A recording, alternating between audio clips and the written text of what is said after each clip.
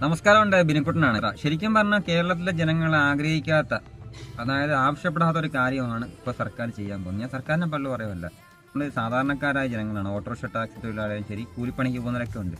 ഞങ്ങളപ്പെട്ടവർക്ക് സൗജന്യ യാത്ര കൊടുക്കും. മാസം 10-30,000 രൂപ ശമ്പളം മേടിക്കുന്നവർക്ക് സൗജന്യം, കൃത്യമായിട്ട് മാസം വരുമാനമുള്ള, പെൻഷനുള്ള, വീട്ടിലാണെങ്കിൽ ഇട്ടുമൂണാനുള്ള സ്വത്തുള്ള ആഗ്രഹിക്കുന്നേ ഇല്ല. അവർ ആ സ്ത്രീകള് സ്ഥിരം യാത്ര ചെയ്യുന്ന സ്ത്രീകള് അവരൊരിക്കലും ആഗ്രഹിക്കുന്നില്ല സൗജന്യ യാത്ര എന്നുള്ള രീതി. അവർ ആഗ്രഹിക്കുന്നില്ല. എഴുന്നേറ്റ് മൂന്നാറും ഊട്ടിയിലും കൊടൈക്കനാലിലും ഈ പറഞ്ഞ പോലെ തിരുവനന്തപുരത്തും കറങ്ങാനൊന്നും പോകുന്നവരല്ല. സാധാരണക്കാർ സ്ത്രീകൾ എന്ന് പറഞ്ഞാൽ അവർക്കൊന്ന് ഹോസ്പിറ്റലിൽ പോകണം, ഒരു മരണം അല്ലെങ്കിൽ എന്തെങ്കിലും പാതയാഴ്ച അടിയന്തരമായിട്ട് വരുന്ന എന്തെങ്കിലും കാര്യങ്ങൾക്കൊന്ന് പോകണം. പിന്നെ ജനങ്ങൾ അത് അംഗീകരിക്കും. ഒരിക്കലും ഈ ഒരു സൗജന്യ യാത്ര സ്ത്രീകൾ പോലും ആഗ്രഹിക്കുന്നില്ല. ആ നഷ്ടം സർക്കാർ നികത്തിക്കൊള്ളാണ്. സർക്കാർ നികത്തിയാലും ആരും നികത്തിയാലും അത് സാധാരണക്കാരൻ്റെ അല്ല, നമ്മുടെ നാട്ടിലെ ജനങ്ങളുടെ പൈസയാണ്, നികുതി പണമാണ്.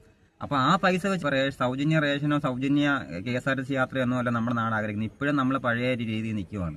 ഇവിടെ വികസനങ്ങൾ വരണമെങ്കിൽ നല്ല വികസന സ്ഥാപനങ്ങൾ വരണം. സർക്കാർ പുതിയ വ്യവസായ സ്ഥാപനങ്ങൾ കൊണ്ടുവരട്ടെ. അവിടെ കുറച്ച് പേർക്ക് ജോലി കൊടുക്കട്ടെ.